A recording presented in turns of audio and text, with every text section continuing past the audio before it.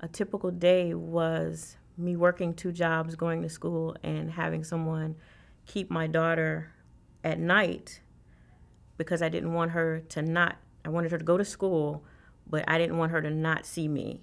So I would work at night and have someone keep her so that she, when she'd get up, I'd take her to school and do all those things, and then I would go to school, and then I would work, and then I would go pick her up, and then I'd take her somewhere so she would, get sleep with the sitter, and then I'd go back to work at night. So that's pretty much how it went for about a 3 or 4 year period while I was trying to go to school and trying to get a better job.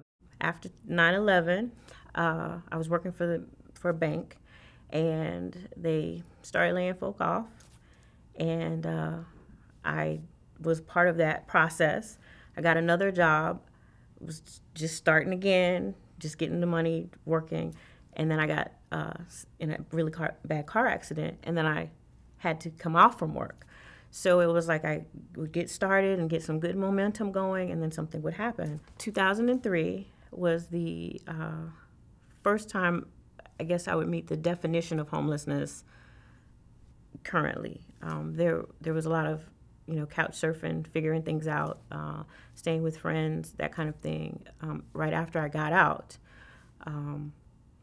But at that time, we didn't consider that homelessness. We just kind of considered it, transitioning. You just said, oh, I'm in transition. The second time that I was homeless was in 2005, and then again in 2009.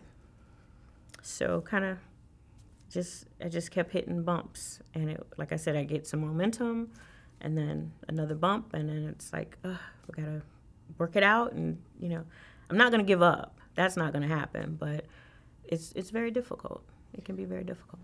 We were in a program, actually it's called Homestretch, the second time, and that program just basically was for middle income families who are working, and they helped me through that program, and it was pretty good. So now I'm in the HUD-VASH program. It's actually just community apartments that accept the VASH voucher.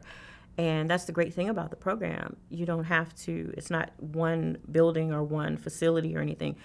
Anyone who will accept it, you can just pretty much go to them and say, here, I've got it.